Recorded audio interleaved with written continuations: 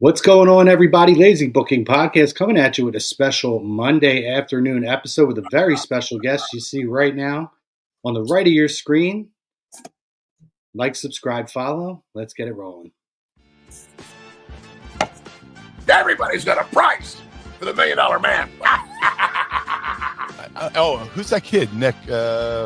He looks like Beaker from Muppets. The one on FS1, Nick Wright. Yep. Yeah. I got something. That's for amazing. I did not even. I love that. If I get 5 women and they're all in the same room with me, we're going at it at 110%.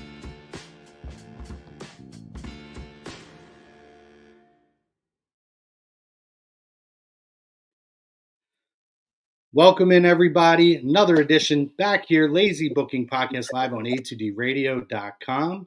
And as you can see on your right, my left, we have a very special guest right here, the Milan Miracle, the TNA Director of Authority, Santino Marella. How are you today, brother? Oh, good. Thank you. I was trying to get my lighting right here. It's a lamp. I do have a ring, but anyway, we're using a lamp today. Yeah, it's okay. Good to have you on, man. And I mean, what a time to have you on with how hot everything is running in TNA and WWE. We're going to get into that, but first, let's show a little love to our show sponsor, Dr. Paul Vidal at Specialized Physical Therapy. You can find him in Burlington and Cherry Hill, New Jersey. You can find him on the web at specializedphysicaltherapy.com. Any aches, pains, any long-lasting physical ailments that you have, let his award-winning team help you guys out. Check him out. He's our doctor. Santino, great to have you on today. TNA, WWE, everything is so hot right now, and we always have an A2D is agree to disagree radio.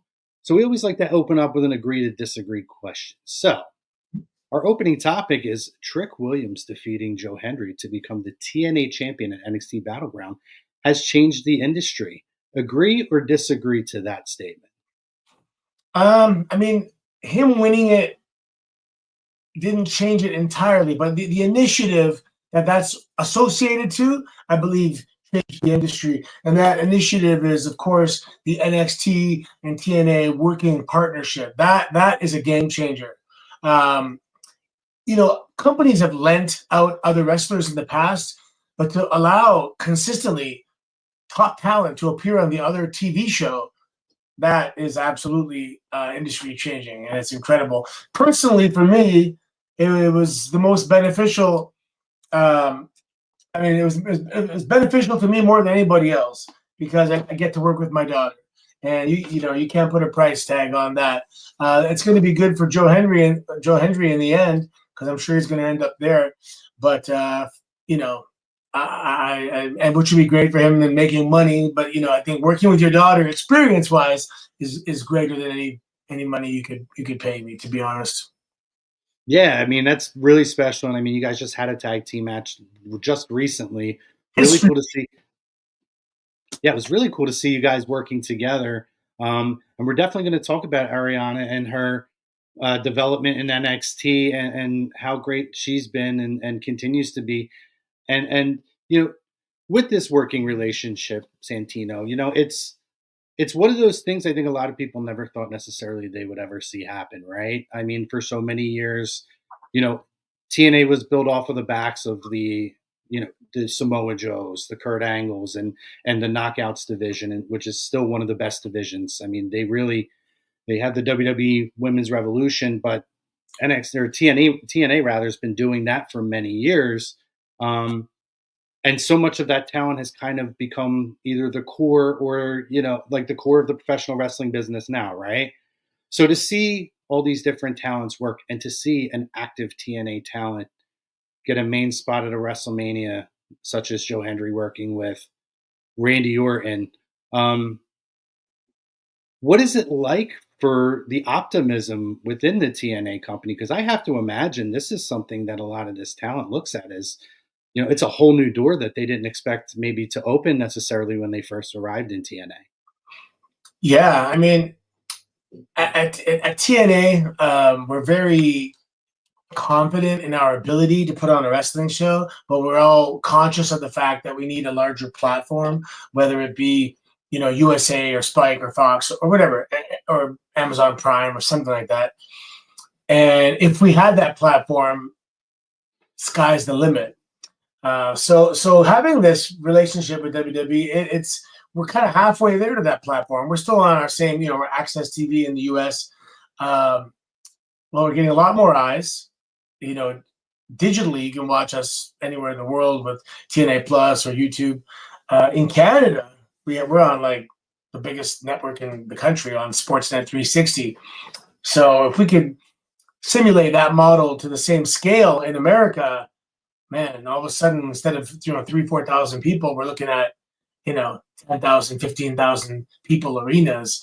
And like I said, we're confident in our work rate. And I've never been a part of the underdog team. I was always on Monday Night Raw, and then when I was done wrestling, and I thought I was done for quite some time, and I was just a civilian running my business, and all of a sudden I'm back in the mix, and I love it again. So from a bit of a different perspective, I love, of course, being on TV and wrestling is great.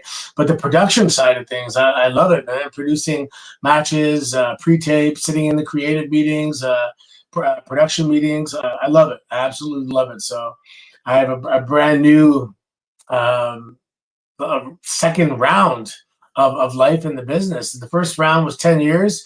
If this one's 10 years, I'll be very happy. So, and a very successful 10 years too, obviously in WWE and independent, and it's amazing to see. And I have to imagine for you too, you're talking about the second phase, right? And we'll get a little bit into your first phase shortly, but when you talk about your second phase, right?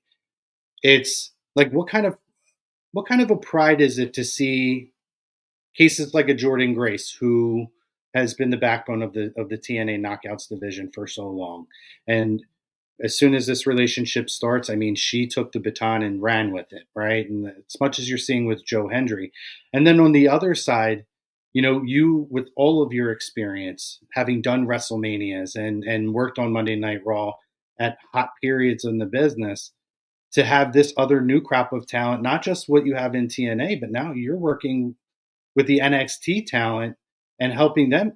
Like a lot of them, they have that NIL program, right? So they don't have the independent. So this is almost like their independent experience. What's that like for you?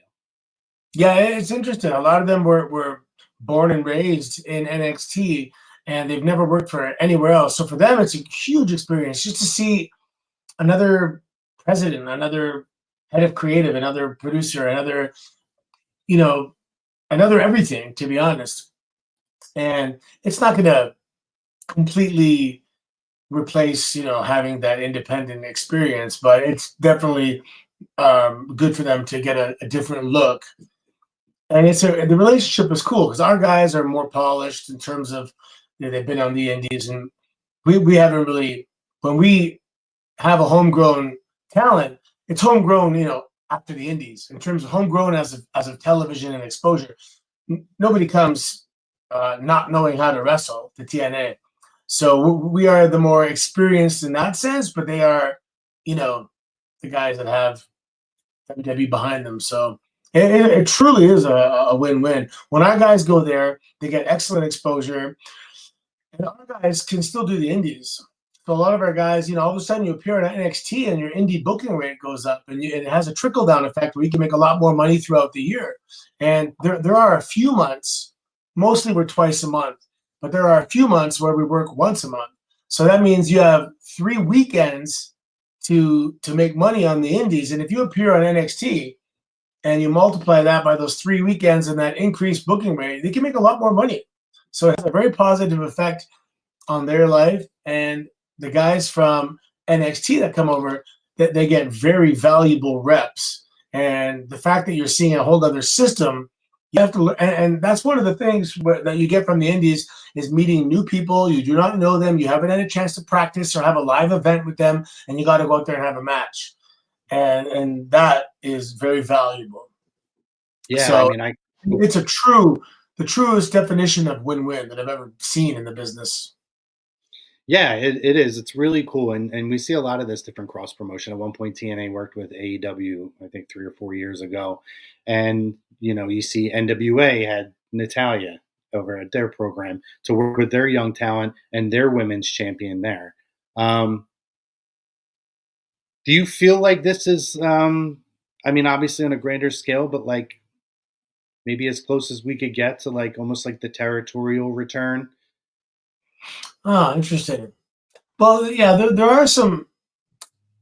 I mean, there's GCW, Pro Wrestling Revolver, Major League Wrestling. So there are some companies. They don't have a lockdown on a territory, but there are some companies that are out there that are significant. And if you work those, you'll definitely get some experience. I guess about as close. To answer your question, it's about as close as we're going to get to taking it back to the territory days, because it's very difficult to go back to the way it was, and not that it's better or worse, but that time has passed. Yeah, and obviously this week coming up, another big matchup on NXT. It was great to see you, by the way, back on WWE television this past week. So I appeared the one time in the form of a pre-tape, and it was so well received. When I was going to return to the next TV taping, I was like, "Can I just do my promo in the ring instead of in the back? Because I just want to hear. I missed my old music, and the old music had that immediately identifiable beginning. 100%. So, and when the music hit, it was awesome. I got some goosebumps, and the producers in the back and Coach Blue and Shawn Michaels, they were happy for me, and also happy that the audience got that reaction as well. So it was definitely cool, actually. Yeah, you really do have like some of the most recognizable intro music and entrance just in general, where as soon as that hits, everybody knows Santino's coming, and it's a pop. It's a Santino pop. Yeah, it's been really cool, especially now. Like when you buy an old car or you buy a car and it gets older and older and older, the value kind of goes down, and all of a sudden it hits 25 years and it becomes a classic car, and all of a sudden the value starts going back up again. So I think I've become like classic. I'm kind of having that resurgence of value and nostalgia and vintage, or whatever you want to call it. But it's there's been enough distance between my WWE career and present day that it's nostalgic to some people. And I get that a lot. People say, "You're a part of my childhood. You were a big part of my childhood," which is cool. I still feel like I'm a child myself, but the calendar speaks for itself. I think I debuted like 18 years ago or something, or 17. 18 years ago. Yeah, 2007. Yeah, it was a while ago. Yeah. It's time flies. I still can remember when you debuted as the fan in the crowd and came out and defeated Umaga and became years ago. It's just nuts. Yeah, we're almost at 20 years of Santino. 27. That's 20 years old. Like it just doesn't. I mean, like I said, the calendar speaks for itself, but it doesn't feel like it adds up. Yeah, I mean, so much, and obviously you've done so much since then. Right. Real quick, before we get into your career a little bit, I do want to. You touched on obviously second generation Arianna Grace, your daughter, working in NXT. I feel like her character has really developed so great, and I believe that part of it is having that ability to go back and forth and work in TNA, and having her be a focal point there. She's gotten a lot of confidence, and she looks really, really good in the ring. So my question to you.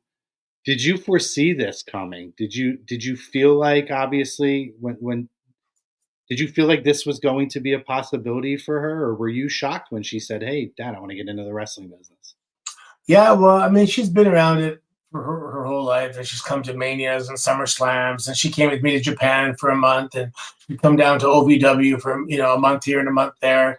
So she's always been around it, and I knew she always had the ability to do it, but we never talked about it. She was a law school, med school candidate, and biology degree, and honor roll, and all that stuff. And plus, she was Miss Teen Ontario, and she hosted television shows. So I mean, I had all that stuff up, but she did sports. She did some judo and some field hockey and stuff like that. So the athleticism was there. The stage presence was there, but I don't know. We didn't talk about it until she graduated university, and I'm like, what are you gonna do? Be a biologist? Like, what what does that even entail?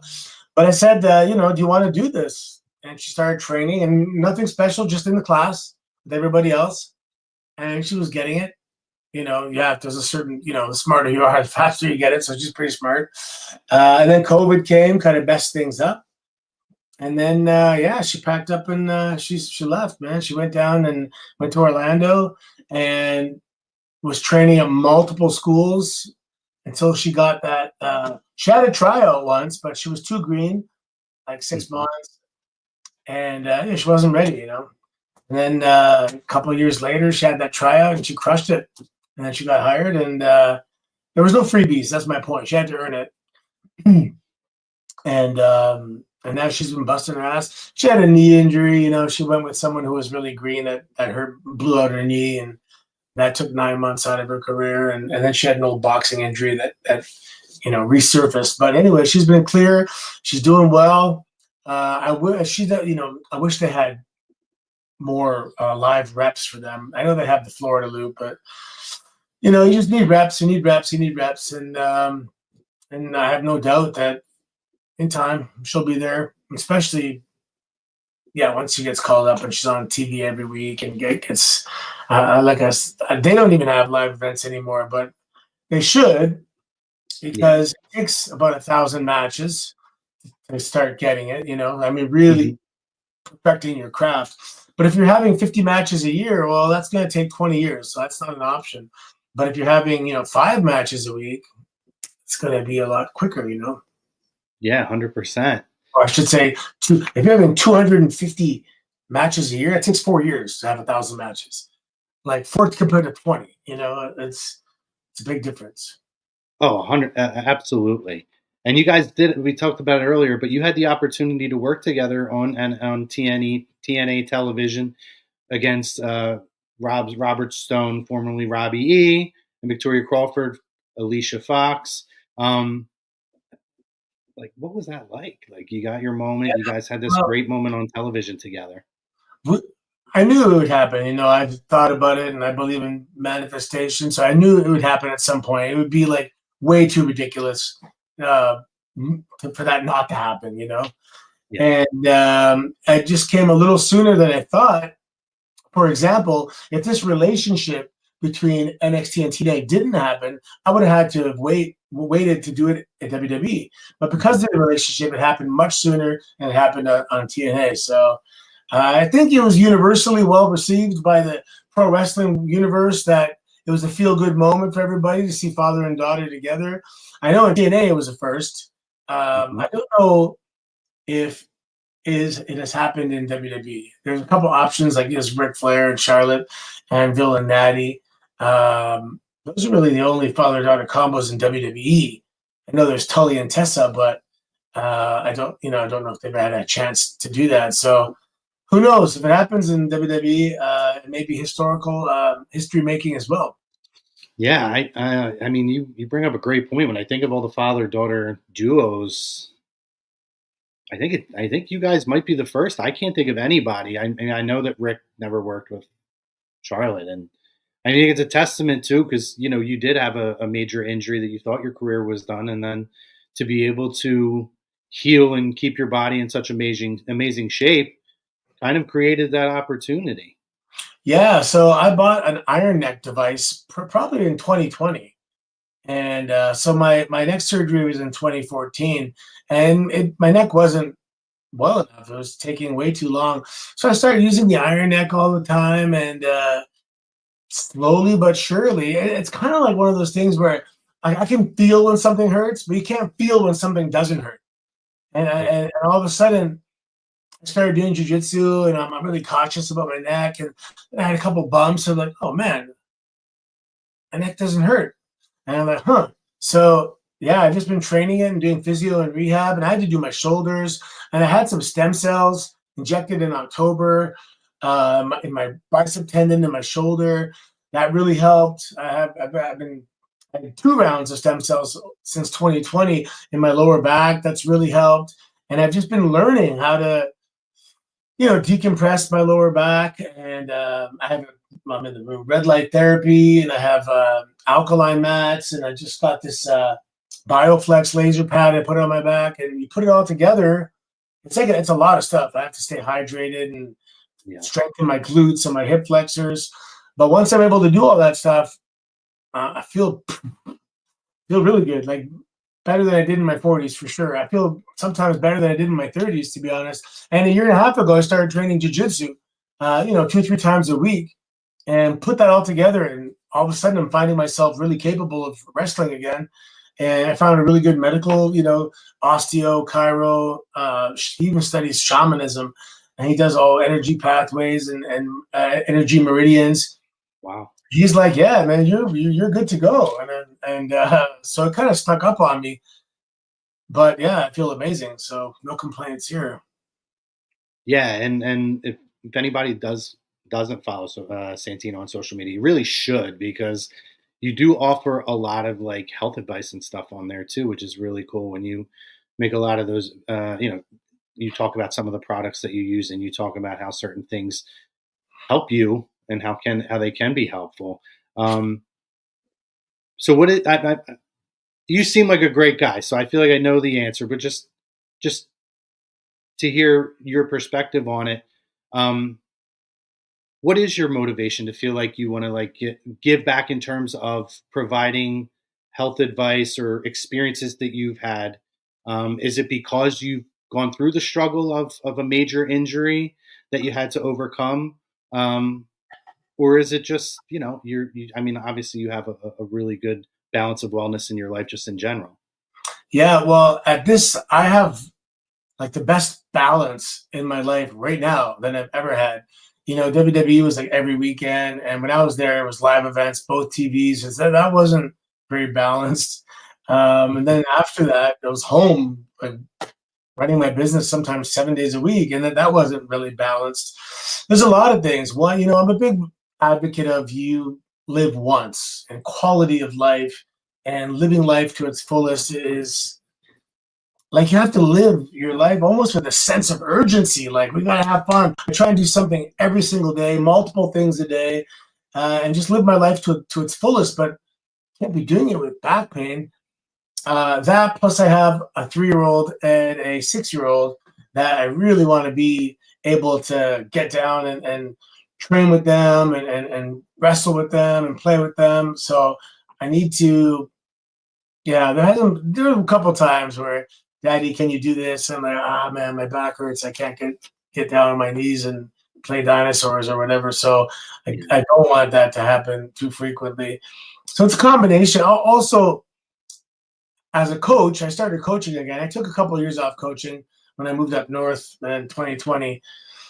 But I'm coaching again, so I need to be able to give my students real advice that I use myself and say, look, this is what I do. It's not just a theory. It's not a concept. I practice it, and this works for me. May not work for you, but it's definitely not wrong because it works. And so I have a lot of motivating factors. Obviously, to give back.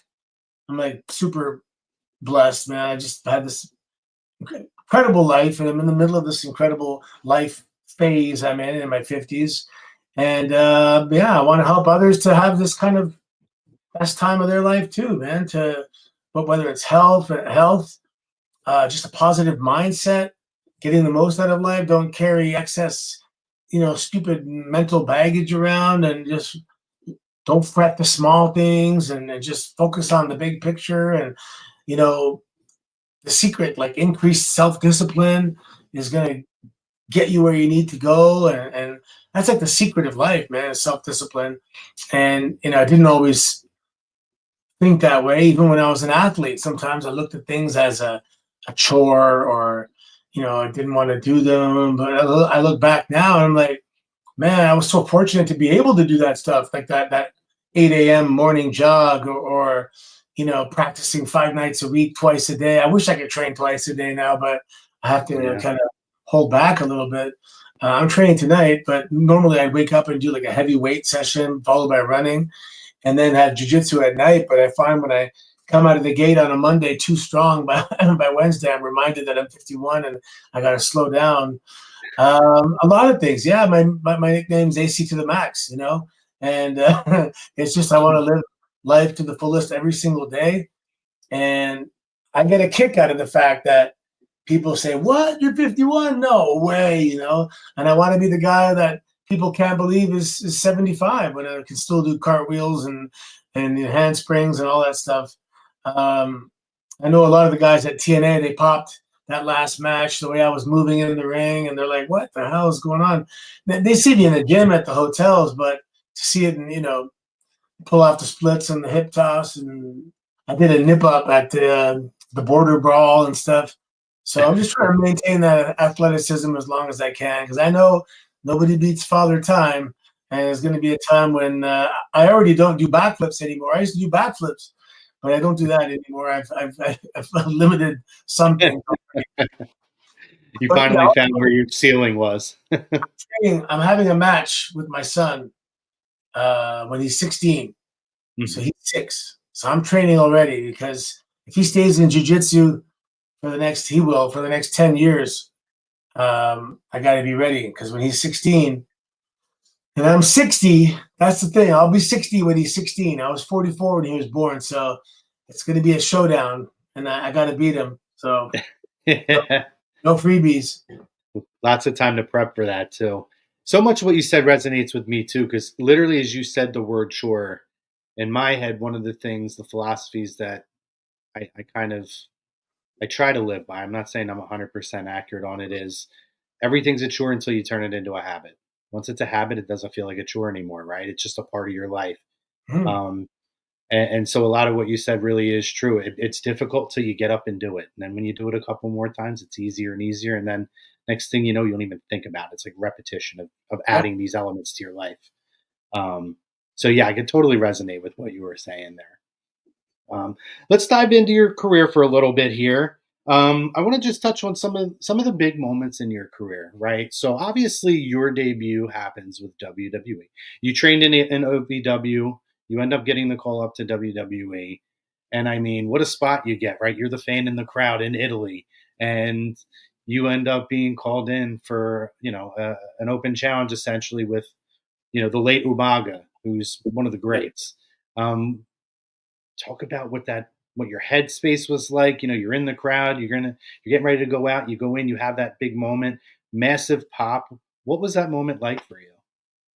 Man, well, it was very easy to see that this was your once in a lifetime shot, and I was very blessed to have Rip Rogers as the most influential coach in my professional wrestling training. And I knew that I was prepared, and I knew that he told me I'm prepared, and he's not going to lie to me. And if I wasn't, he would say, "You're not, but good enough." And he said, "Yeah." He goes, "You're over prepared." When I was training, I was a machine in the ring. And then when you make it to WWE, you have these shorter matches, and you have to wrestle for TV, and you really the 80-20 rule, right? Like 80% of your matches are like 20% of what you know. And people then they want to see your patented stuff. And anyway, but to go back, yeah, I was prepared. I talked myself through it. It was a lot of stuff. Like, so Mike Bucci, who was Nova, I was renting a room. He had the house where some wrestlers lived, and he knew he's Italian background. I'm Italian background, so we talked about it. I was playing a Russian character, and then Vince called because Mike Bucci was in talent relations, and Vince said, "Hey, is anybody Italian in the developmental landscape?" And he said, "Well, I think Boris is Italian." That was my wrestling name. It was Boris. Yeah. And they called me and they said, "Hey, can you speak Italian?" on a Friday. And I spoke some Italian. And it's one of those things where I used to drive downtown Toronto. It was like over an hour every day in traffic. And I used to listen to Italian tape, because I wanted to improve my Italian. So I had memorized some of the lines from the tape. I was not fluent. And when they called me, I recited some of the lines from the tape. And they were like, my accent was good enough where they're like, I don't know, it sounds good. And they literally sent me my passport. I flew out Saturday, the next day, and landed on a Sunday, and Raw was on a Monday. And that was it. It was like boom, boom, boom. Then when it happened, I remember Johnny Ace saying, like, pack your bags. You're on the road. And that was it. I was on the road for like 8 years straight until my neck kind of, the critical mass reached that point where I could no longer do it. Yeah, and then here we are today. It was a whirlwind, and it's funny when you look back. It was quick, but it was also long. It was because there's many days in there. Yeah. Oh my God. Yeah. And you saw so many different superstars over through that time as well. And one of the, I think, most beloved duos that we've seen was yourself and Vladimir Kozlov. Yeah. And then obviously we talk, you had the amazing segment with the Tea Party with Sheamus and all of that.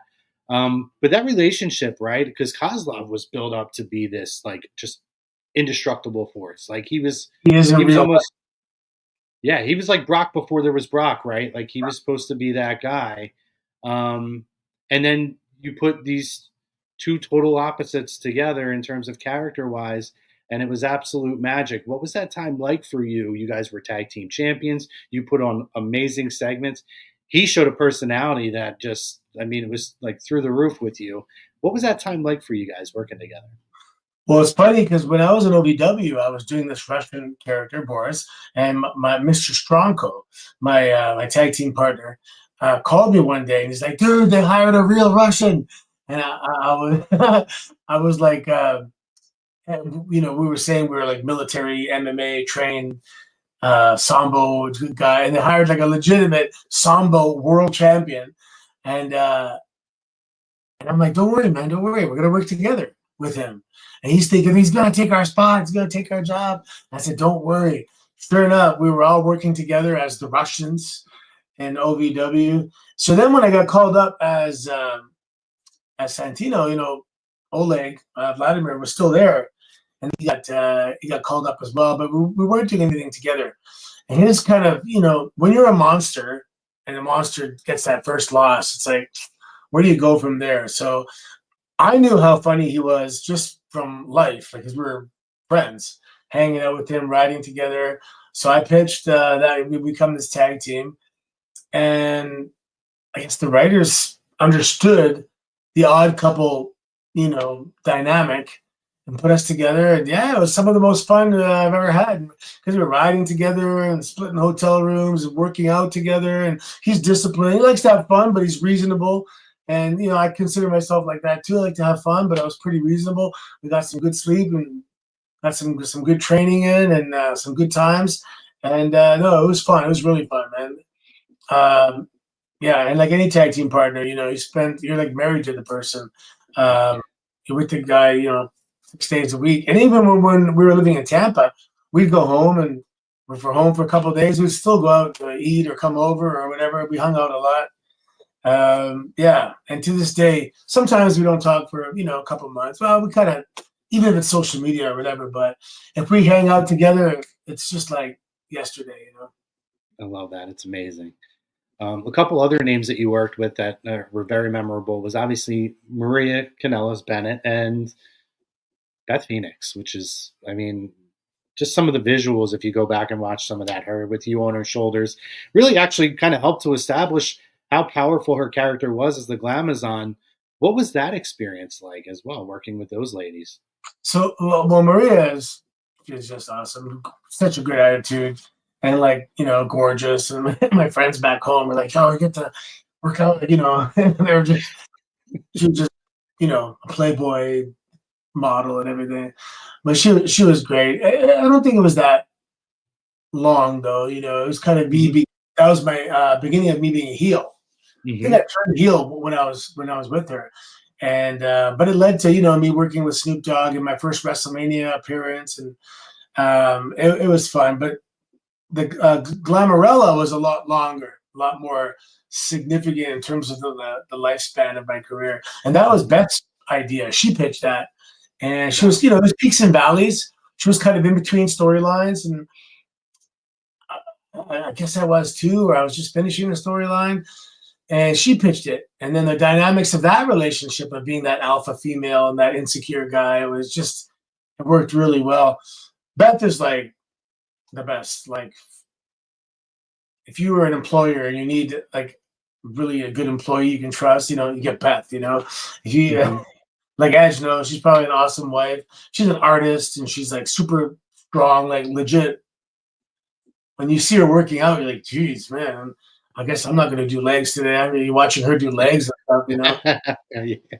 But sweetest human being, awesome mom. Like, she's like Superwoman, to be honest. And yeah, we just got it. We understood the dynamics. It was fun going to work, and we pitch stuff and bounce ideas off each other and laugh, and then go out and execute it. And she kind of came out of her shell a little bit in terms of the character. Yeah, she's amazing. And we both look back at our Glamourella days very, very fondly. I haven't seen her in a while. If I see her, because wherever, we both married, both got kids, and I saw her. Sorry, I think I saw her in Toronto once at SummerSlam, not too long ago. But it's always like a huge hug.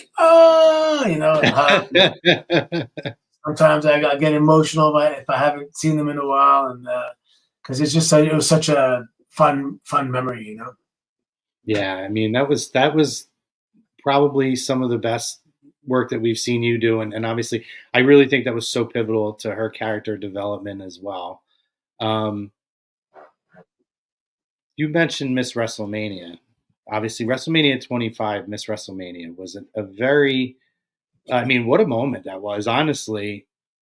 What was that like when you had that pinch? Were you like totally into that? Were you ready to go for that? Yeah, so it was supposed to be the culmination of the storyline with Beth, where I'm desperately trying to prove that men are superior athletes. Yeah. And it was supposed to be a one-off thing where I just dress up as a woman, win the Battle Royal, and that was it. And then the fallout from that event. But it was so funny that Santino was only around for like a few months, but people remember it because it was so ridiculous. But I was worried about it a little bit, like, oh man, how do you come back from this? But when it was go time, I was all in, and I think when you look back, it was some of my best character work because it was like multiple layers. Like, I'm not Santino. So that's one layer. And then Santino pretending to be a woman is another layer. And anyway, so I had to have like the accent and then the female version of the accent. And it was funny. But Santino, we never admitted on TV that it was me. So in terms of the WWE storyline, and then we did a thing where I ran off. Santino got fired by Donald Trump and ran off, and I showed up like 1 second later to pretend it was like two different people. Yeah. So there should be a Santino action figure. We should start that trending hashtag. Yeah, we got to get a hashtag going for that, 100%. Oh, man. That was just really good stuff. A couple more quick questions. The Cobra, right? I mean, what like a whirlwind that was, right? And obviously we have the sock that comes. Can you talk about the development of the Cobra and how it just kind of took on a life of its own? Yeah, so when I was living in Japan in 2004, this guy Taro, a friend of ours, showed me this thing where he would just transform his hand into this wooden mechanical puppet. And he showed me in a bar after a show. We were celebrating after one of our Battle Arts shows. And he got me to do it a couple of times. His was different. His had like a handle, and he would control it. And then we met again, a couple months later, and he was asking me if I remembered how to do it. Showed me again, and that was it. Then it was like dormant for like 5 years. It was like he planted a seed or something. And then one live event, it was in Atlanta. It was either Chavo or Carlito, and I was gonna have my comeback. So I'm like, jab, jab, jab, clothesline, do this thing with my arm, hit the guy, he turns, and then I do a schoolboy and roll him up. And that's what it was. It was just for a while. It was a Cobra into a schoolboy. And Yeah. then one day Regal bumped off it and I covered and it won. So then I'm like, okay, I guess, well, it's a finishing move now. And I did it a few times just on live events. I never did it on TV. And then one day I come to TV and Ricky Steamboat was the producer. And I was wrestling Zack Ryder. And he goes, yeah, you know, you're going to go over with the Cobra. Vince wants to see the Cobra. I'm like, what? Vince knows about the Cobra? And he goes, yeah, he reads the reports because the producers have to write reports on the live events and upload them. And he's heard, anyway. So I did it on TV. And the audience laughed immediately. And which is not normal. Normally they got to see it a few times on TV to, oh, that's that thing he does. But they laughed the first time they ever saw it. So Cena, I mean, when I first did it on the live event, Cena's like, yeah, I would keep that if I were you. And within a few weeks of doing it on TV, the audience would like jump up like, oh, it's time for the Cobra. And I remember being like kind of shocked at how quickly it gained popularity among the fans, but it's still popular to this day. And, Oh yeah. yeah. So, and then I did it for a couple of years before we introduced the merchandise, the sleeve. Mhm. So, and then yeah, and then here's something. I was told by different people at conventions that the Cobra was banned in their school. But one guy went to elementary school in Australia. One person went to elementary school in England, one in America, and one in Canada. So the Cobra has been banned at elementary schools of 4 continents, which means that, you know, a lot of kids were doing it. And it's interesting. You don't know what's going to become pop culture. And I've seen people send me video clips of professional athletes scoring a goal and doing the Cobra and scoring a touchdown and, you know, a home run and all this stuff. So, yeah, even Giannis, I think Tatumbo, I think I said, he did it backstage to one of his colleagues. So it's yeah, it's interesting. It's a little bit of pop culture, the Cobra. Yeah, I mean, it is. It was like the next generation's Mr. Sacco in a lot of ways too, right? And it became something amazing. You guys have a pay-per-view, or I think it's actually on TNA Impact Plus, right? Against All Odds coming up.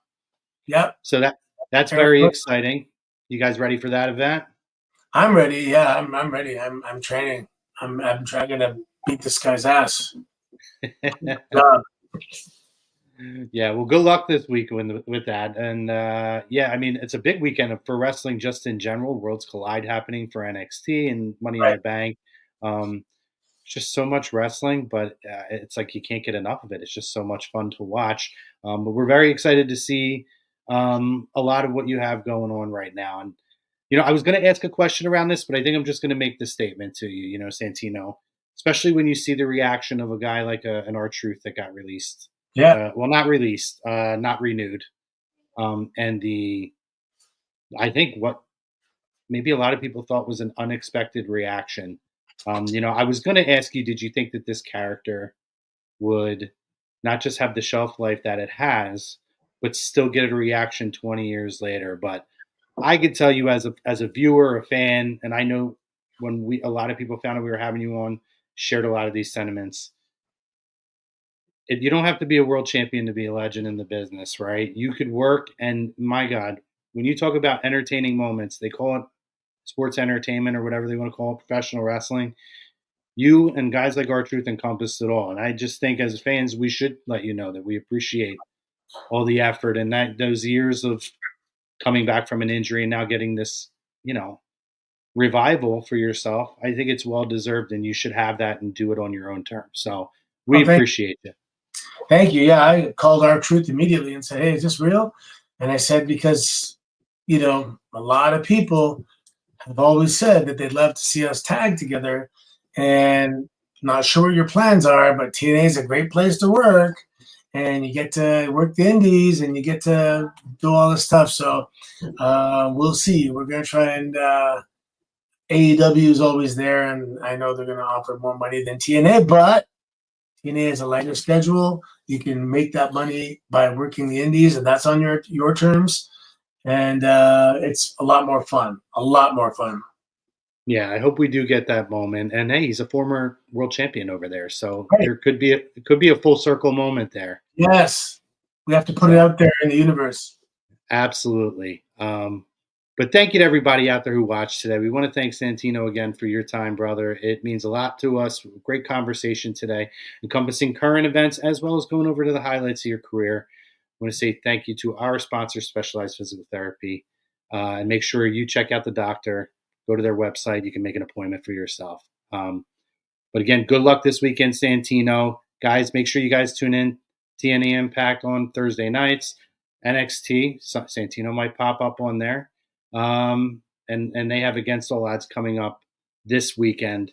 So it's a lot of fun. But for myself, for Santino, and everybody here at A2D Radio and Lazy Booking Podcast, we want to thank you guys. Have a great day. Have a great week. And if there's anybody out there that you love, make sure you let them know. Give them a hug. Have a great day, everybody. Thank you so much.